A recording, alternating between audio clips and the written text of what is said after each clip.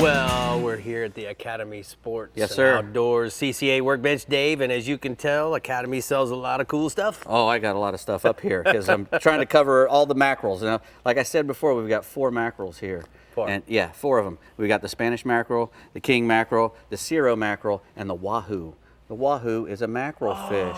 Most people don't even know that. That's why I pay you the big bucks. Yeah, exactly. Keep me straight. I knew that a wahoo is a mackerel. That's a good one. Anyway, no raisin.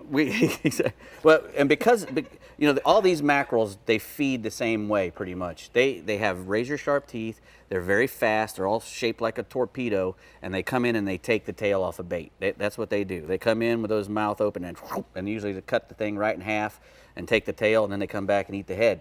And so what we have to do is we got to figure out a way to get a hook in them and keep them on. Right. So usually we have to use, if we're catching the little Spanish mackerels, we use a lot of this stuff over here and some wire leader always, or a heavy 50-pound monofilament. Most Spanish can't bite through 50.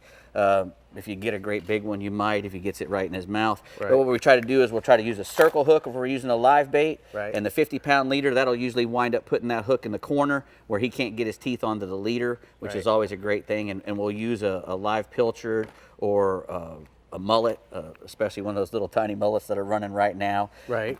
You can also catch a lot of Spanish on trolled plugs. Our buddy Kwanzaa trolls this Rapala plug out there in his kayak, and he catches a lot of kingfish and Spanish mackerel on that little plug right there. And Now let me ask you something. Is he paddling fast? Yes. Well, as fast as he can paddle. Well, he's got he's got one of those drives in there. You can. Oh, he's kicking. Yeah, you can move really good with those things. Now, for Spanish mackerel, this little sucker right here is probably one of the best lures you can use, and it's a gotcha. And it comes in all different shapes and sizes. And here's one with some wire on it. I always put some, use these with some wire because they get bit a lot. But again, the long body of these things usually keeps their teeth off your leader. You can't get away with some mono, but just be prepared to lose some because they get eaten a lot. Those spoons over there are really good too as well to troll.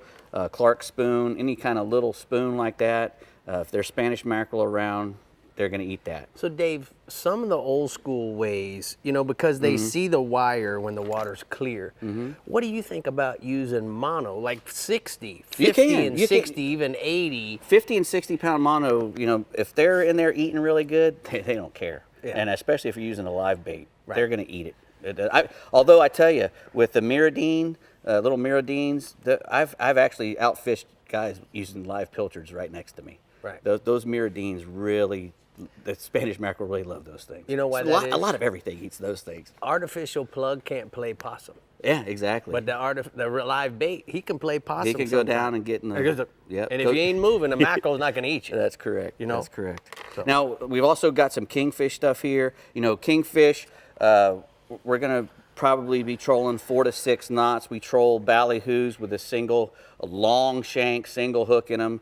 They make a special extra long shank, 7 or 8/0 that gets way back there in the ballyhoo. And if I'm getting a lot of tail bites, you use a stinger rig, which is a piece of 8/0 or of 8 wire, number 8 wire, even down to number 4 if you're not catching great big ones, and a big 3/0 circle hook. A treble hook on there, triple strength. And you'd be surprised how many big 50+ pound wahoos I've caught, and that little treble hook's the only thing that's keeping me on. So I have a question for you. We're gonna make believe this is our ballyhoo. Correct. When we go to put the stinger rig in, do you put one in the top like this, or do you try to hook it in the side? Where do you? I always put it in the side, just because I figure underneath.